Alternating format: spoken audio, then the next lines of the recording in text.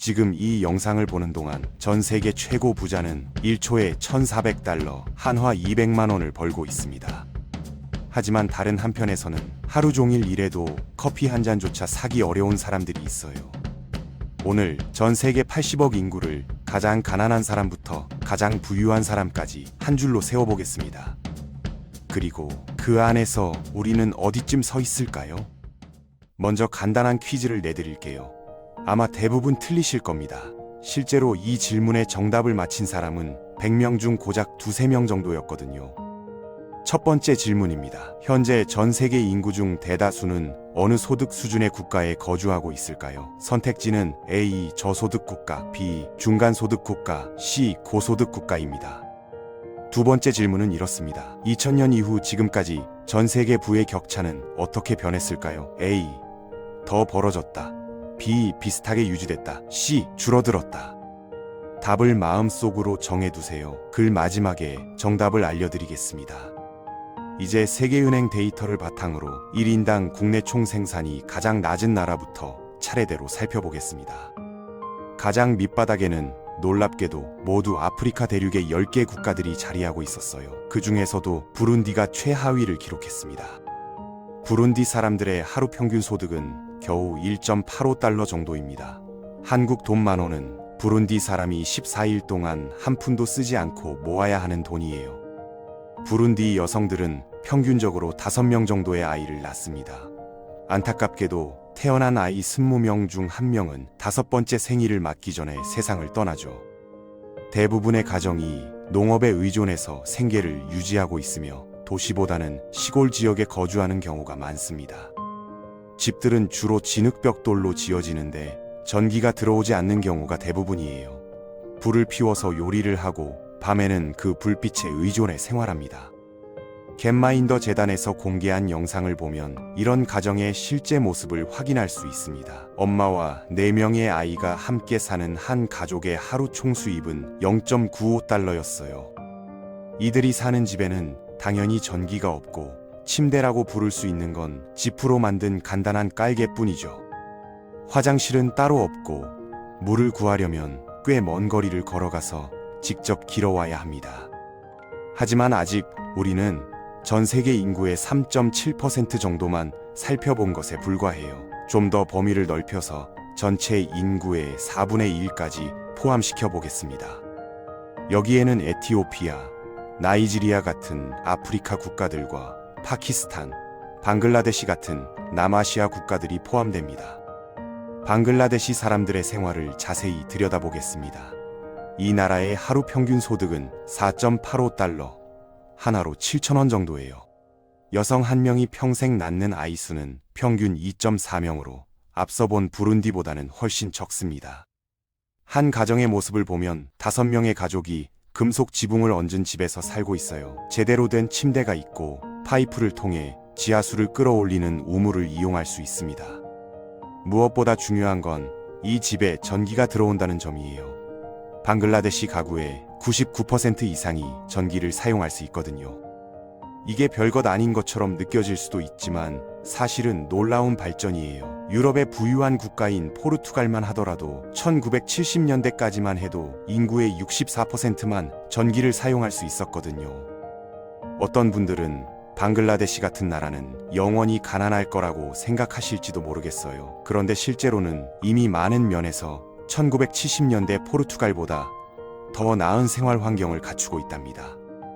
이런 현실을 보면 개발도상국에 대한 우리의 고정관념이 얼마나 뒤처져 있는지 깨달을 수 있죠. 세계은행의 소득 분류 기준에 따라 각 국가를 색깔로 구분해보면 흥미로운 사실을 발견할 수 있어요. 우리가 지금까지 살펴본 인구 하위 23%에 해당하는 국가들도 대부분 중간소득 국가에 속합니다. 놀랍게도 전 세계 인구의 대부분은 중간소득 수준의 국가에서 살고 있습니다.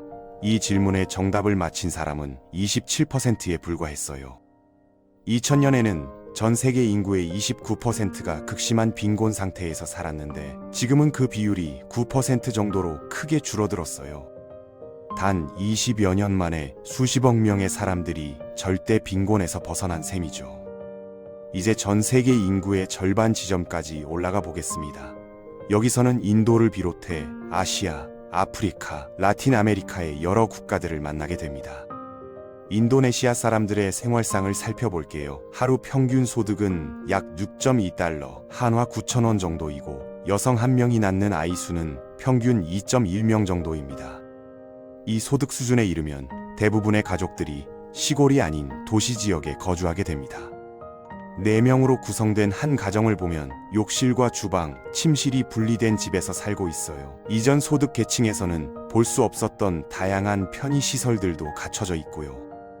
오토바이가 가장 일반적인 교통수단이고 대부분의 사람들이 인터넷을 사용하며 스마트폰을 가지고 있습니다. 이제 우리는 세계의 부유한 절반에 진입하기 시작한 거예요.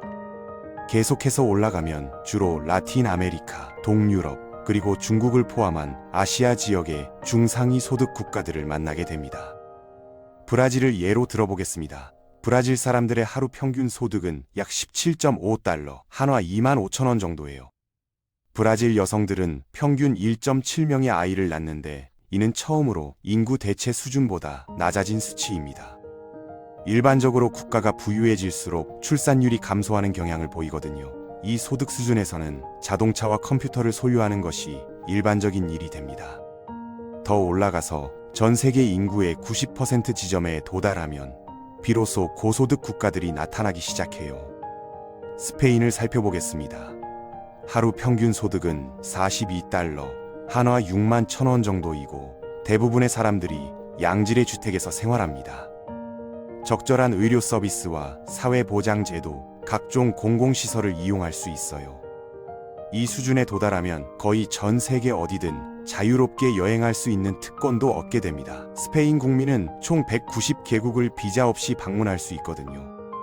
하지만 세계 대부분의 지역에서는 그렇지 못해요. 각 국가의 여권 파워를 살펴보면 저소득 국가일수록 비자 없이 갈 수 있는 나라가 현저히 적다는 걸 알 수 있습니다.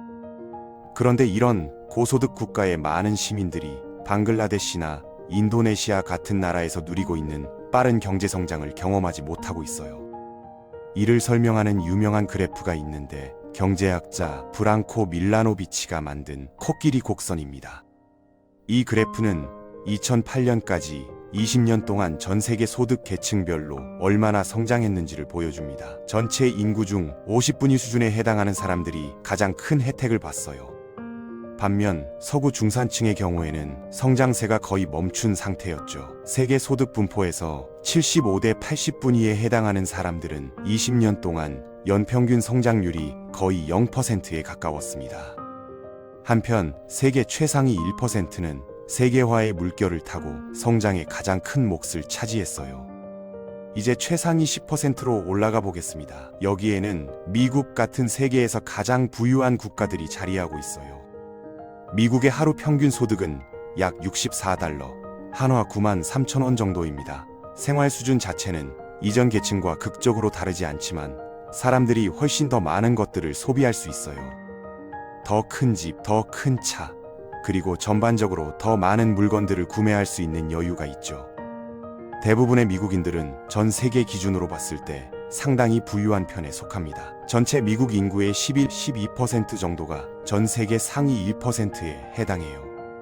물론 이것이 모든 미국인이 부자라는 의미는 아닙니다. 지금까지 우리는 국가별 평균만 살펴봤지만 각각의 나라 안에도 부유한 사람과 가난한 사람이 함께 살고 있거든요. 각 국가에서 상위 10%가 전체 소득 중 얼마나 많은 부분을 차지하는지 살펴보면 미국에서는 상위 10%가 전체 소득의 48%를 가져갑니다. 소득 불평등이 가장 심한 나라는 남아프리카 공화국으로 상위 10%가 전체 소득의 66%를 독점하고 있어요. 지금까지는 소득, 즉 한 해 동안 얼마나 많은 돈을 버는지에 대해 이야기했는데 이제는 부에 대해서도 살펴봐야겠어요. 부는 개인이 소유한 모든 자산의 누적 가치를 의미합니다. 은행 예금뿐만 아니라 부동산, 자동차, 각종 투자 자산까지 모두 포함하죠. 소득에서 부로 기준을 바꿔서 보면 불평등은 더욱 심화됩니다. 남아프리카 공화국은 부의 불평등 부문에서도 1위를 차지해요. 각 국가 내부의 부의 불평등은 지난 수십 년간 전반적으로 심화되는 추세를 보이고 있어요. 국가마다 세부적인 양상은 다르지만 공통적인 현상입니다. 많은 경제학자들은 사회의 불평등이 클수록 시간이 지나면서 제도가 불안정해지는 경향이 있다고 경고하고 있습니다. 이제부터는 국가 단위가 아닌 글로벌 부의 계층 구조를 살펴보겠습니다. 만약 당신의 순자산이 105만 달러, 한화 15억을 넘는다면 전 세계 상위 1%에 속합니다. 이는 은행에 현금으로 그만한 돈이 있다는 뜻일 수도 있고 비싼 집을 소유하고 있다는 의미일 수도 있어요. 이 그룹에는 약 8,400만 명이 속해 있으며 이들이 전 세계의 부의 39%를 소유하고 있습니다. 상위 0.01%에 진입하려면 최소 2,200만 달러, 한화 320억의 자산이 필요해요. 이 극소수 그룹에는 약 80명이 있으며 전 세계 부의 11.5%를 차지합니다. 자산이 10억 달러, 한화 1조 4천억을 넘으면 억만장자로 분류됩니다. 전 세계에는 약 3,100명의 억만장자가 있으며 이들이 전 세계 부의 3.2%를 소유하고 있어요. 그 중에서도 한 명이 특히 눈에 띕니다. 현재 일론 머스크는 순자산 약 4,100억 달러, 한화 601조 600억 원으로 세계에서 가장 부유한 사람입니다. 2020년과 2024년 사이에 일론 머스크의 부는 매 초마다 평균 1,350달러, 한화 200만 원씩 증가했습니다. 이제 맨 꼭대기까지 도달했으니 앞서 낸 두 번째 질문을 다시 살펴보겠습니다. 2000년 이후 전 세계 부의 불평등이 증가했을까요? 대부분의 사람들이 그렇다고 답했을 거예요. 충분히 그럴 만한 근거들이 있죠. 억만장자들과 최상위 0.01% 계층의 부가 늘어나는 것을 봤으니까요. 하지만 놀랍게도 정답은 C. 감소했다입니다. 실제로 전 세계적 차원에서 보면 불평등이 줄어들었어요. 어떻게 이런 일이 가능할까요? 말라위와 영국 사이의 격차를 줄이는 것이 영국 내부의 불평등을 줄이는 것보다 훨씬 더 큰 영향을 미치기 때문입니다. 많은 지역에서 국가 내 불평등은 증가했지만 국가 간 불평등은 현저히 감소했어요. 현재 전 세계 상위 10%가 전체 부의 75%를 소유하고 있는데 이는 예전보다 줄어든 수치입니다. 하위 50%는 전체 부의 2.2%를 갖고 있어요. 많지는 않지만 2000년보다는 높아진 것이죠. 1990년으로 되돌아가 보면 당시의 상황이 지금과 얼마나 달랐는지 알 수 있습니다. 부자와 가난한 사람 사이에 거대한 간극이 있었어요. 하지만 시간이 흐르면서 수십억 명의 사람들이 빈곤에서 벗어났고 지금은 전 세계 대부분의 사람들이 중간소득 국가에서 생활하고 있습니다.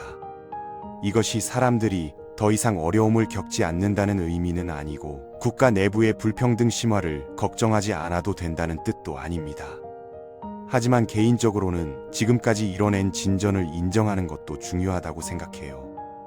저를 포함해서 대부분의 사람들이 이런 질문들에 틀린 답을 했던 이유는 세상에 대한 정확한 인식을 갖고 있지 못했기 때문입니다. 우리는 여전히 과거의 이미지에 사로잡혀 있는 경우가 많아요. 하지만 데이터가 보여주는 현실은 생각보다 훨씬 복잡하고 미묘한 면들이 있습니다. 결국 우리가 살고 있는 이 세상은 생각보다 더 나아지고 있지만 동시에 여전히 해결해야 할 많은 문제들이 남아 있다는 것이죠. 세상은 분명 더 나아지고 있습니다. 하지만 우리는 여전히 어떤 지점에 서 있는지 스스로 묻게 됩니다. 80억 명의 긴 줄 위에서 당신은 지금 어디에 있나요?